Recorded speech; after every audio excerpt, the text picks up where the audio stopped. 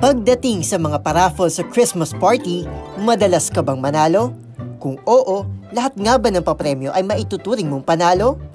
Trending ngayon sa social media ang Christmas party ng isang organisasyon na ginanap sa Las Piñas noong December 4. Nawindang ang mga kalahok sa party dahil maliban sa van at motor, kasama rin sa mga bumidang major raffle prizes nila ngayong taon ang pinakapamatay sa lahat, mga kabaong. Ang mga ataul, iba-iba ng kulay at disenyo at higit sa lahat, binalutan pa ng ribbon para hindi naman daw masyadong nakakatakot. Sa katunayan, hindi ito ang unang beses na nagparaffle ang naturang organisasyon ng mga kabaong. Matatandaan na nag-viral na rin sila last year dahil sa pakulo nilang ito. Samantala, samat-sari naman ang naging reaksyon ng netizens online. May mga naaliw, kinilabutan at tila hindi natuwa sa paraffle. Meron din namang iba na nagsabing walang mali sa paraffle.